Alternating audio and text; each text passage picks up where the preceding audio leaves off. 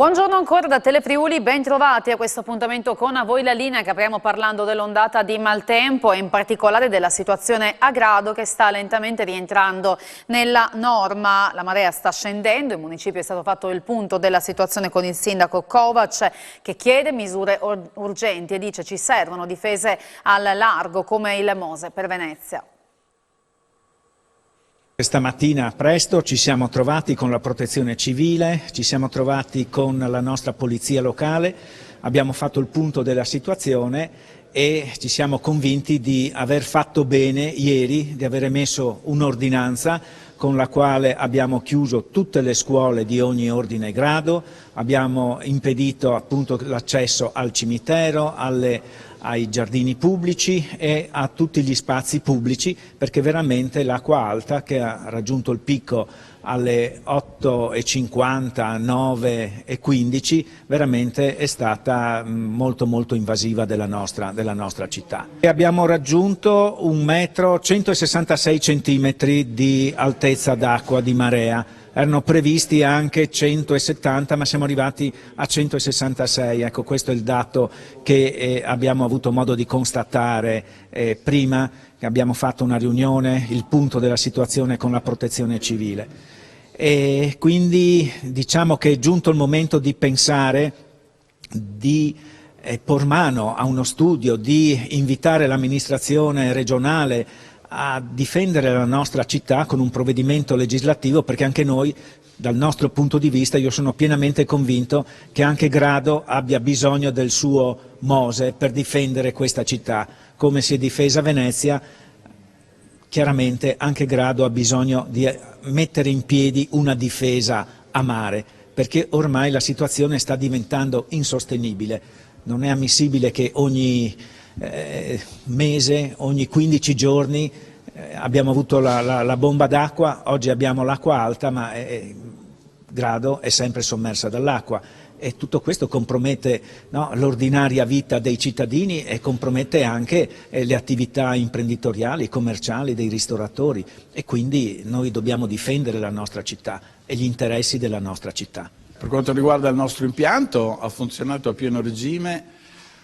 Pompa in laguna qualcosa come 1500 litri al secondo, ha funzionato regolarmente sia oggi, che è un fenomeno di acqua alta sul quale c'è poco da fare, ma ha funzionato regolarmente anche nei due eventi meteorici che sono stati due eventi che non si sono verificati a Grado negli ultimi 100 anni, i dati Osmer. Quindi certo che è una situazione che, se si dovesse prolungare con eventi di questo tipo, l'impianto che è stato progettato con un periodo di ritorno di 25 anni e 60 mm di pioggia dovrà essere sicuramente aggiornato. Abbiamo la possibilità di mettere altre 2 pompe, cosa che probabilmente faremo, ma non risolverà il problema nella sua interezza. Siamo d'accordo con il sindaco e il comune di Grado di fare una conferenza stampa per illustrare esattamente il funzionamento dell'impianto così come è stato progettato, ma anche per vedere i problemi del futuro in maniera tale da poter intervenire per cercare di limitare questi eventi che sono veramente fuori dalla norma. E tutti i negozi del centro di Grado e della zona del porto si sono trovati l'acqua all'interno fin dalle prime ore del mattino, indipendentemente da barriere e paratie. Siamo venuti mattina presto. Alle 8 abbiamo già trovato l'acqua alta, adesso è aumentata, adesso sta andando giù, abbiamo avuto un 30 centimetri di acqua. Noi abbiamo avuto problemi per la sutura, ma insomma bisogna abituarsi. Nonostante la barriera? Sì, nonostante, sutura, viene l'acqua per sotto, no? Ma dai, ce la caviamo, dai, anche questa volta è andata bene. Avevano dato molto brutto. Ma è stata una situazione straordinaria o è l'acqua alta come succede? L'altro anno, se ricordo bene, era un 43 centimetri, 45, quest'anno una trentina. La mattinata è arrivare in negozio con il timore che entri l'acqua e purtroppo anche questa volta ha vinto l'acqua. È entrata, adesso sarà a pulire e cercare di rinnovare tutto, e comunque la stagione sarà ripetitivo, ci stiamo adeguando, ci difenderemo il meglio possibile. Purtroppo è una situazione che è sempre messa in previsione ogni stagione. È stata una situazione straordinaria o è la classica acqua alta di Grado? No, diciamo che questa volta è un 80%, 90%, il 2019 è stata molto peggio, però visto come insomma, vediamo un po' come sta funzionando il meteo e tutte queste cose, questi eventi un po' straordinari, da aspettarci anche più alta, per cui non abbassiamo la guardia e cerchiamo di difenderci il meglio possibile.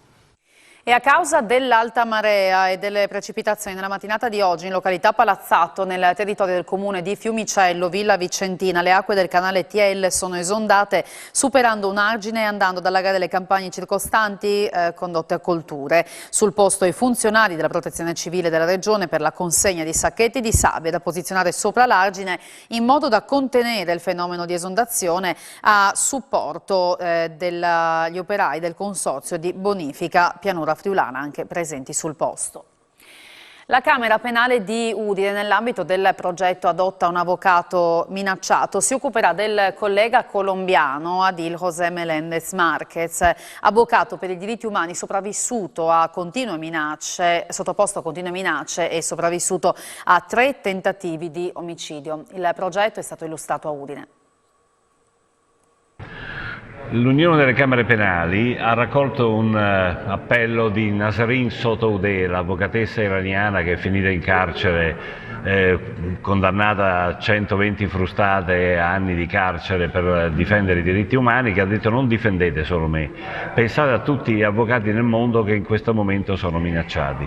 Per cui l'Unione delle Camere Penali ha lanciato questa attività che si chiama Adotta un avvocato minacciato, e la Camera Penale friulana ha adottato l'avvocato Adil José Meléndez Márquez, che è un avvocato colombiano che si occupa di diritti umani, di difesa dell'ecosistema, dell'ambiente, delle minoranze, e quindi di tutte le persone, contadini, comunità contadine che sono le più povere, le più tartassate all'interno della Colombia. Per questo lui ha subito plurimi tentativi di omicidio, plurime minacce, una anche prima di partire per l'Europa, dove gli hanno fatto trovare una corona da morto davanti alla casa, e lui combatte per queste comunità cercando di combattere contro gli abusi delle multinazionali, temendo i paramilitari, temendo le formazioni terroristiche delle FARC, che anche quelle lo minacciano, e cercando appunto di far valere i diritti della povera gente. Naturalmente la situazione in Colombia è molto diversa da quella del nostro paese. Qui da noi però ci sono anche degli avvocati minacciati. Sì, purtroppo è un fenomeno che si sta diffondendo. Purtroppo è un fenomeno che si sta diffondendo perché c'è un'identificazione dell'avvocato con il difeso. Cioè, si dice l'avvocato e il difeso sono la stessa cosa, che è una bestialità assoluta, insomma, al di là della Costituzione, per carità. Il problema è che l'avvocato difende l'imputato, il reato, ma non è l'imputato, non è il reato, è la difesa tecnica che è prevista dalla Costituzione, e l'avvocato la esercita e deve esercitarla, per esempio anche se d'ufficio, al meglio, perché è un suo dovere professionale, oltre che morale e deontologico. Per quanto riguarda la situazione degli avvocati, questo potrebbe portare un miglioramento? Sì, un miglioramento ipotetico esiste, è stato siglato un accordo regionale in tutto il Sud America che si chiama l'accordo di Guangzhou, dove fondamentalmente si rappresenta l'ipotesi di una protezione diretta da parte dei governi e dei difensori dei diritti umani, gli avvocati, ma non solo, che si occupano in particolare di questioni ambientali, perché tanti dei problemi degli avvocati colombiani riguardano quando questi avvocati per difendere comunità sostanzialmente si pongono di traverso rispetto a progetti di imprese internazionali, americane e anche europee. E quindi diciamo sono nel mirino della malavita a questo punto? Sono nel mirino della malavita, purtroppo ci sono svariati processi in corso in cui si è dimostrato che molte imprese hanno materialmente pagato persone povere in sostanza per uccidere persone, e quello che stiamo cercando di fare anche con alcuni avvocati olandesi, come nel caso di Berta Cáceres in Honduras, è, dopo che è stata affermata la responsabilità penale dell'autore materiale, portare i mandanti intellettuali attraverso prove naturalmente nei paesi europei, dove chiaramente un processo ha altra tipologia e procura un danno d'immagine molto importante a queste imprese. Adesso nell'ultimo caso che stavo indicando siamo usciti effettivamente anche sui giornali olandesi e questo danneggia l'immagine dell'impresa, l'impresa cerca di chiudere queste situazioni oltremodo imbarazzanti. Cade oggi il trentennale della scomparsa di padre David Maria Turoldo, il sacerdote di Coderno di Sedegliano, che fu filosofo, teologo ma anche scrittore e sceneggiatore. Udine lo ha celebrato ieri con l'inaugurazione di una statua che ritrae il suo volto, di una fontana, scusate, che ritrae il suo volto, mentre oggi nella Chiesa delle Grazie si terrà un concerto in suo onore. Sindaco, questo è il primo passo di una serie di celebrazioni di fatto che Udine riserva a padre Turoldo, l'inaugurazione del restauro della fontana che lui stesso ha visto costruire. Sì, l'ha vista lui e penso che sia stato come omaggio proprio dello scultore Patà di Artegna, che in quegli anni dialogava proprio con padre Davide Maria Turoldo, che era qui presente in Basilica, è stato 4 anni qui a Udine e gli hanno dedicato questa faccia in pietra proprio per ricordare probabilmente questi dialoghi di un grande uomo, di un grande sacerdote, di un grande poeta, di un grande friulano, perché padre Davide Maria Turoldo non ha mai dimenticato il Friuli, lo ha cantato in maniera encomiabile nei suoi poemi, ma anche nel film Gli Ultimi. E allora noi abbiamo voluto ricordarlo restaurando un po' questa faccia in pietra, ma anche mettendo questo cartello che spiega in pratica il significato di questo De Muse di padre Turoldo. E ricordo qui in Basilica delle Grazie ci sarà uno spettacolo alle 18 dedicato proprio a lui, uno spettacolo con le sue poesie, con le sue parole da ascoltare e che ancora sono di grande attualità. Presidente, un ricordo importante di padre Turoldo in un anno ricco di significato perché è quello che coincide col trentennale della morte e il restauro di questa fontana a Udine, una fontana che peraltro lui stesso ha visto. Sì, è una fontana a cui ha partecipato alla realizzazione, si è detto parlando con coloro che la realizzavano, quindi il tratto umano di padre Davide Maria Turoldo è stato confermato anche in questo momento. No, io ho ringraziato la città di Udine perché è attenta al patrimonio artistico-culturale, storico, al grande riferimento che Turoldo ha non solo per Udine ma per il Friuli ma per l'umanità intera, e quindi con tutte le iniziative che il Comune mette in atto di recupero e di manutenzione, di ricreare un decoro alla propria città, vuol dire che in qualche modo la rispetta. E poi nel cartello che illustra la fontana sono riportate parole di Turoldo che richiamano alla stoltezza della guerra, dice che la guerra è un atto senza ragione e dove non c'è ragione c'è guerra, e quindi insomma è particolarmente profetico anche quello che c'è scritto sul cartello che illustra la fontana di quello che Turoldo ha rappresentato nella capacità di interpretare il cuore profondo degli uomini e di indirizzarli sempre verso un messaggio di pace. Quindi con questa inaugurazione è un altro inno alla richiesta di pace, perché l'uomo deve recuperare questi valori fondamentali e i friulani su questi valori sono molto attenti e sono insomma fedeli anche alla profezia di Turoldo. Tra poco la seconda parte di A voi la linea.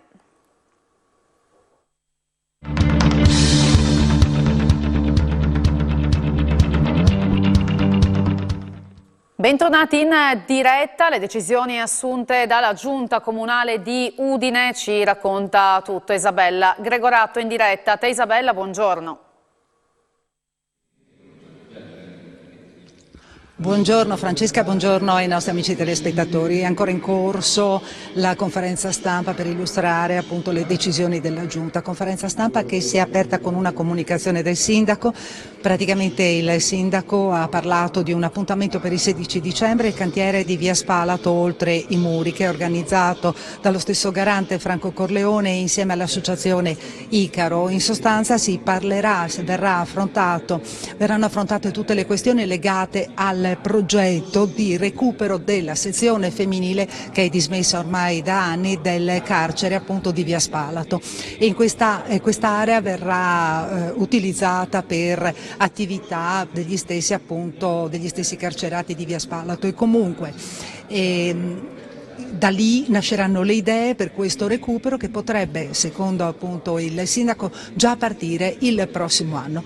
A questo punto sentiamo il vice sindaco di Udine, Loris Michelini, per parlare di marciapiedi.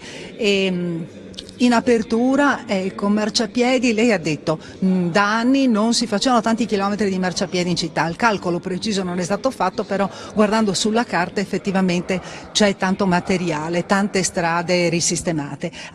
Si parla adesso di un intervento di 500.000 euro, di questi una parte è già stata praticamente in fase di utilizzo e un'altra parte di questi 500.000 euro sono 320.000 euro che sono impiegati per nuove opere.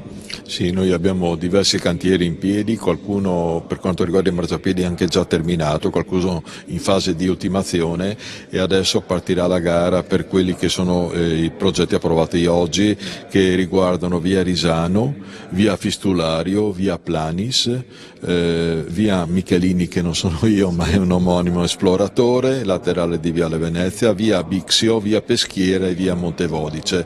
Ovviamente adesso andremo a fare questa gara e poi inizieranno questi cantieri. Ovviamente sono tutte strade in cui i cittadini, in cui i residenti chiedevano da anni un intervento per mettere in sicurezza l'area. Senta, poi in questi giorni avete avuto anche notizia di un finanziamento importante per quanto riguarda il PNRR e questo finanziamento andrà a incidere sulla realizzazione della palestra della scuola di via Bariglaria, della scuola Mazzini, di cui si parla da tempo. Si parla da decenni, è l'unica scuola della città che non ha la palestra, noi andremo a fare la palestra con tutta la coinventazione, soprattutto l'energia che verrà dai fotovoltaici, perché abbiamo ricevuto dal Piano Nazionale di Ripresa e Resilienza, il PNRR, 1.700.000 euro, quindi il progetto di 2,4 milioni e 1,7 milioni abbiamo ricevuto dal PNRR, dobbiamo correre e lo riusciremo a fare in tempi abbastanza brevi perché la gara partirà a breve. Tra l'altro sarà una struttura completamente autosufficiente dal punto di vista energetico. Sì,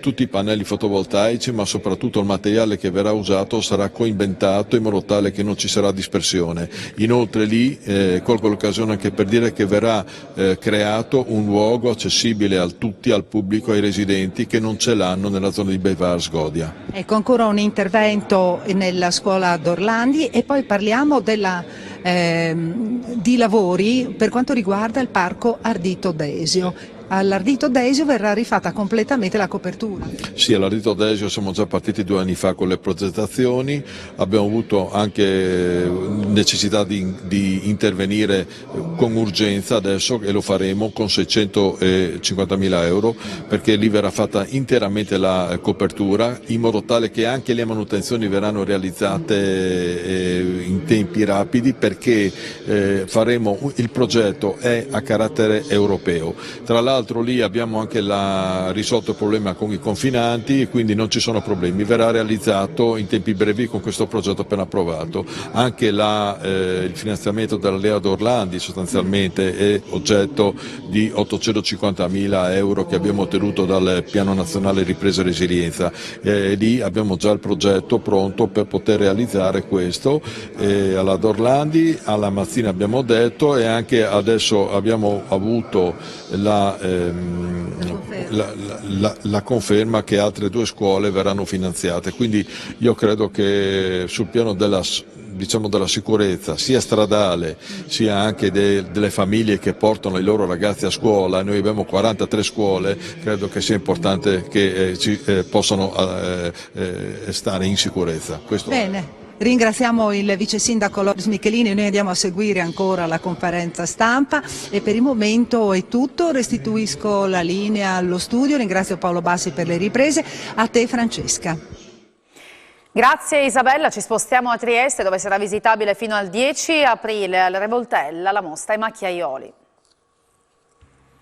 Raccontare il più importante gruppo di artisti italiano dell'Ottocento, la mostra I Macchiaioli, promossa dal Comune di Trieste con Artemisia, ospitata al Museo Rivoltella nel Comune giuliano, consente un viaggio attraverso 80 opere di quel periodo storico così importante per l'arte italiana. I Macchiaioli rappresentarono lo spirito di un'epoca e soprattutto produssero una frattura importante con la cultura figurativa prima ottocentesca che era caratterizzata in gran parte a Firenze dal romanticismo. A Firenze l'Accademia imperava con i suoi dettami, con le sue regole che stavano strette naturalmente a questa giovane generazione di pittori rivoluzionari. Questi artisti, alcuni di loro combatterono le guerre risorgimentali e altrettanto nell'arte sollevarono una sommossa, una reazione rivoluzionaria che cambiò la pittura per sempre. I macchiaioli uscirono dagli studi e andarono a dipingere all'aria aperta, appoggiarono i loro cavalletti sull'erba e rappresentavano ciò che vedevano. Quindi rifiutarono il concetto di una pittura che rappresentava un passato che loro non conoscevano, soggetti tratti dalle opere letterarie o dalla storia. Volevano vedere, indagare, capire, comprendere e a volte eseguire anche analisi psicologiche feroci. La loro pittura fu una pittura di estrema sintesi, tolsero dalla pittura tutti i particolari descrittivi, facendo rimanere soltanto l'anima, lo chassis luministico che ogni forma, ogni volume della natura e la visione diretta del vero aveva. Quindi una pittura fatta di luci ed ombre. Visitabile fino al 10 aprile, I Macchiaioli, è realizzato grazie al contributo di Generali. Con Generali Valore Cultura, il nostro progetto con cui sosteniamo le migliori iniziative culturali in Italia, ci teniamo a realizzare progetti che coinvolgano le persone, coinvolgano il più vasto numero possibile di persone intorno alle migliori occasioni artistiche. Quindi crediamo che l'accessibilità per Valore Cultura sia una cosa essenziale per dare il nostro contributo alla crescita sociale, alla crescita cognitiva delle persone e allo sviluppo dei territori.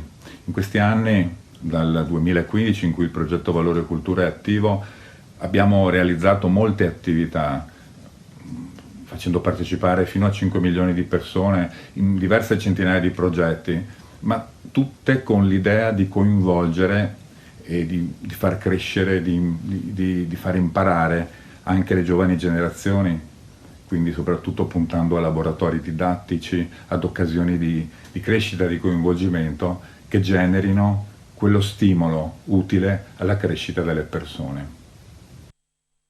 Prosegue il progetto di Friuli Ovest Banca che ha già portato sul territorio oltre 70 defibrillatori e gli ultimi 5 sono stati appena distribuiti. Altrettante realtà sportive e sociali pordenonesi. 5 nuovi defibrillatori sono stati consegnati ad altrettante realtà del Friuli occidentale grazie a un progetto di Friuli Ovest Banca che sul territorio ha già distribuito 71 dispositivi salvavita in 33 comuni. La consegna nella sede di Pordenone della banca. Siamo orgogliosi anche perché abbiamo messo insieme anche, oltre alle amministrazioni comunali che hanno aderito a questo progetto, anche i volontari, che sono tutte quelle grandissime persone che si danno da fare per creare quel tessuto e quella rete che alla fine dei conti è anche coesione sociale, che permette anche alla nostra banca di esprimere quali sono i suoi principi e i suoi valori. I defibrillatori sono andati alle Proloco di Gaio e Baseglia, al Rugby San Vito, al Tagliamento, all'USD Gravis di San Giorgio della Richinvelde e alla Polisportiva Montereale Valcellina. Per noi la banca e la collaborazione con Friuli Ovest è vitale ed è ormai duratura nel tempo. Con la banca abbiamo il piacere di condividere, direi, i progetti prima di portarli avanti e questo credo sia un metodo di lavoro importante proprio perché ci sia una condivisione su quelli che sono gli obiettivi. Tra i destinatari anche l'Aquila di Spilimbergo. Oggi abbiamo diverse discipline al nostro interno. La principale è la pallavolo, con una prima squadra in Serie C, ma con più di 100 appunto, atleti iscritti. Abbiamo il fitness per le persone insomma, più adulte, abbiamo il tennis e abbiamo la nuova disciplina che è il pattinaggio corso. E se i dispositivi sono stati consegnati è importante ora che sempre più cittadini imparino ad usarli in caso di emergenza. Martedì 22 alle 8:30 a Sacide, a Palazzo Ragazzoni, sarà fatto proprio un convegno, un incontro proprio sul pronto soccorso, o meglio più in dettaglio il primo soccorso in caso di arresto cardiaco. Interverranno professionisti di chiara fama, dal dottor Pellis, primario dell'anestesia e rianimazione, dal dottor Blarasin, nome storico direi della defibrillazione della nostra regione, e lo stesso De Iuri, che è il responsabile del centro di formazione della Gymnasium, che proprio è il nostro formatore straordinario, diciamo, anche per la capacità di interfacciarsi soprattutto con i più giovani e con la popolazione in generale. E per questa edizione di A Voi la Linea è tutto, vi ringrazio per averci seguito, vi do appuntamento con l'informazione al TG Flash delle 16:30. Buon pomeriggio.